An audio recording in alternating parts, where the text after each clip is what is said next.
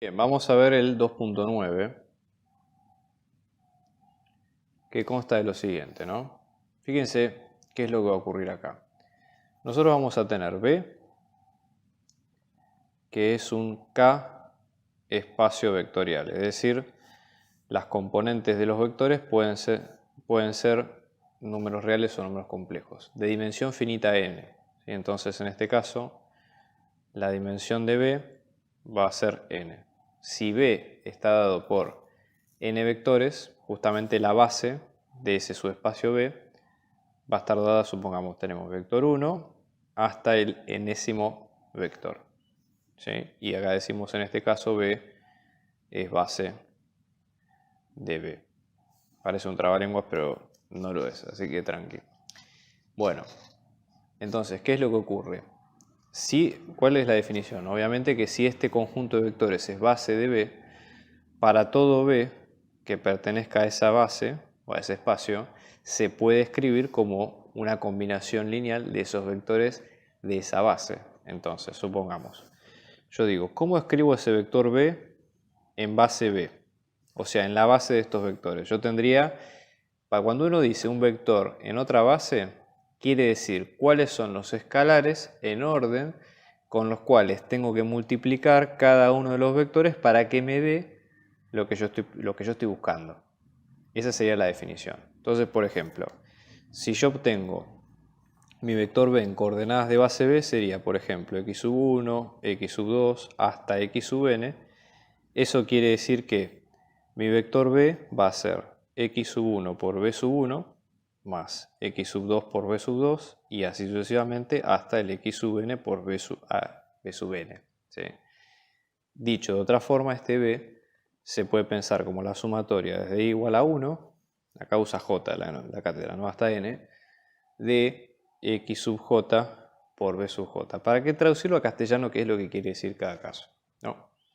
Entonces, en este caso, para cada j de este estilo, tenemos una aplicación, ¿no? Que en este caso va a ser de la siguiente forma. Phi sub j va a ir del espacio B, del espacio vectorial B, o sea, de un vector de n dimensiones, a un espacio escalar K, escalar hablamos de números reales o complejos, que va a ser lo siguiente. La aplicación phi sub j de ese vector B va a ser x sub j. ¿Qué quiere decir esto? Para visualizarlo un poquito mejor. Esto obviamente es una función. Entonces nosotros vamos a tener acá la función phi. Yo voy a ingresar un vector B. Ese vector B en coordenadas de la base B, recuerden lo que hemos escrito ahí arriba, va a quedar como x sub 1 hasta x sub n.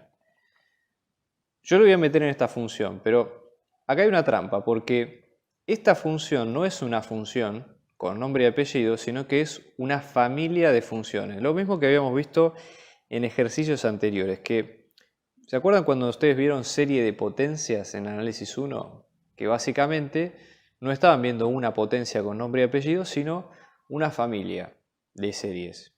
¿Y cómo se diferenciaba esa familia de series? Por el parámetro x que estaba asociado en cada caso. Entonces acá es lo mismo.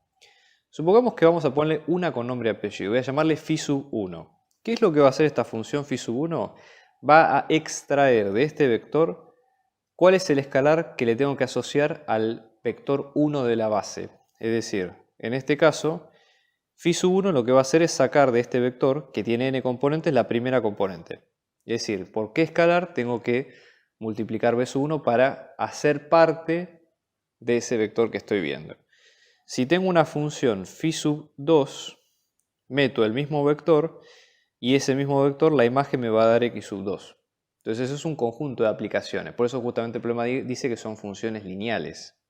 Porque ¿qué pasa? La función parte de un vector y de cada vector extrae un escalar. Visto de otra forma, supongamos, lo ponemos de esta forma, de la siguiente forma, ¿no? Vamos a volver a poner B en base B, que en este caso nos va a quedar, fíjense,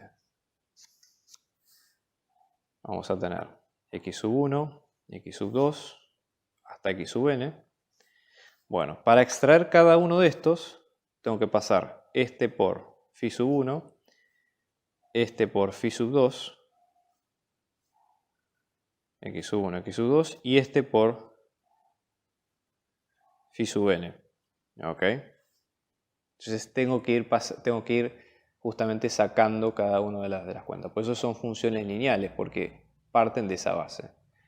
Ahora, después, por ejemplo, en el B hay otra aplicación. ¿Sí? Otra cosa, ¿no? Si es una función lineal, ustedes lo pueden pensar también como transformación lineal. Piénsenlo que de alguna forma lo pueden pensar como aplicando las propiedades de suma y de producto por escalar. Es lo mismo. ¿Ok? O sea, no hay problema ahí. En el caso B, tenemos una aplicación phi. ¿Sí? No me acuerdo cómo se llama esta letra griega, chicos. Si lo quieren dejar o decirme, les agradezco. ¿Qué es lo que va a hacer? Va a tomar de la base B, va a ir hasta K sub n, o sea, va a ser un vector. ¿Qué es lo que va a hacer esta transformación? Lo mismo que estábamos viendo recién, es decir, va a expresar un vector en la base correspondiente. Entonces, ¿qué es lo que va a pasar?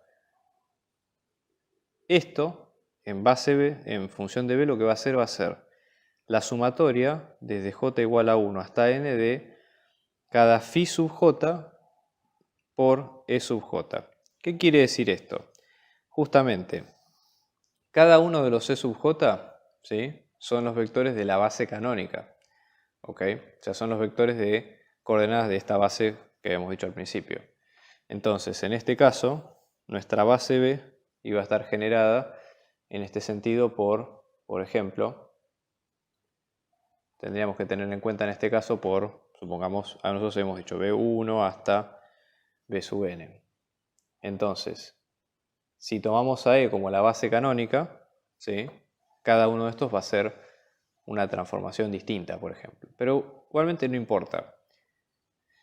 Es una transformación lineal por lo siguiente, porque fíjense, si nosotros tenemos dos vectores, este sería el vector B, y yo tengo otro vector, llamémosle W, esto nos va a quedar la sumatoria desde j igual a 1 hasta n, mismas dimensiones, pero acá tengo que tener otras componentes, ¿no? Entonces en este caso vamos a llamarle, esto era dB, vamos a llamarle tita de j, pero por los mismos vectores, e sub j son los vectores de la base B, esos no van a cambiar, lo único que va a cambiar son los escalares.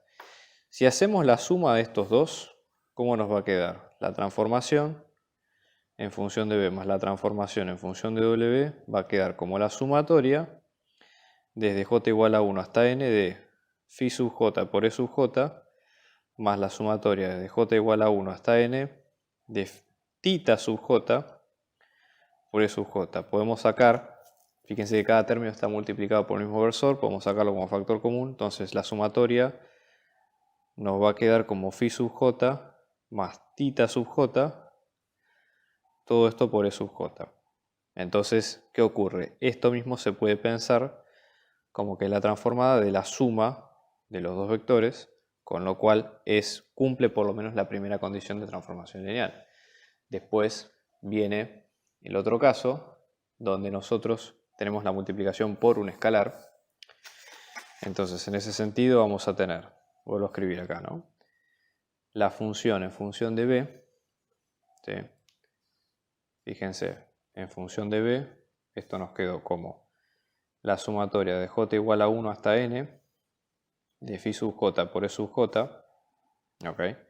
Si lo hacemos por un escalar, o sea, esto sería la transformada en función de alfa b, acá vamos a tener cada alfa, ¿sí?, esto sería phi sub j por alfa por e sub j para cada uno de estos, con lo cual alfa lo podemos sacar por fuera. Y volvemos a tener lo que teníamos al principio. ¿Okay? ¿Que esto qué es? La función en alfa b va a quedar como alfa por la función sola de b. Así que perfecto, ya tenemos la segunda parte hecha. De esta transformada lo que nos piden es probar que es isomorfismo. Para las transformaciones lineales, en este caso el isomorfismo quiere decir que sea epimorfismo y monomorfismo. En lenguaje de cálculo, una función inyectiva y sobreyectiva a la vez. Es decir, en este caso, que el núcleo de la transformación nos dé 0, porque eso quiere decir que hay una relación 1 a 1, con los vectores y que la imagen nos dé todo R a la n. ¿Sí? Entonces, fíjense, ¿cómo probamos primero que el núcleo es 0? Bueno, que la única combinación de escalares que hagan el 0 de esta transformada sea el 0, 0. Entonces, para que sea una función inyectiva, primera cuestión, esta sumatoria nos tiene que dar 0, siempre y cuando phi sub j tiene que ser distinto de 0 para todo j, o mejor dicho, phi sub j distinto de phi sub i si j es distinto de i. ¿Sí? Mejor dicho, tiene que ser distinto de 0 todos, ¿no? Entonces, vuelvo, escribo, ¿no? En este caso vamos a tener phi sub j, phi sub 1 por e sub 1, más phi sub 2 por e sub 2, y así sucesivamente más phi sub n por e sub n es igual a 0. ¿Qué es lo que ocurre? Estamos mezclando vectores de e sub j, o sea, son vectores linealmente independientes entre sí. Entonces, nada, hasta ahora viene ok. Y después, nosotros lo que tenemos es que es inyectiva porque la única forma de anular todos estos términos, siendo que todos los vectores son linealmente independientes entre sí, es que todos los escalares sean 0, ¿ok? Que esto sea 0 para todo j entre 1 y n, y después que sea sobreyectiva, quiere decir que esta imagen sea base de k a la n. Entonces, todo vector de la imagen, ¿sí? O sea, todo vector perteneciente a k a la n, debe poder escribirse de la siguiente forma, como phi sub 1 por e sub 1 y así sucesivamente hasta phi sub n por e sub n. Si tenemos n vectores que son linealmente independientes, ¿sí? N vectores que son linealmente independientes, en este caso vamos a tener que los vectores generan un espacio de n vector, o sea, n vectorial k a la n, y digamos, podemos expresar cualquier punto del espacio, cualquier vector,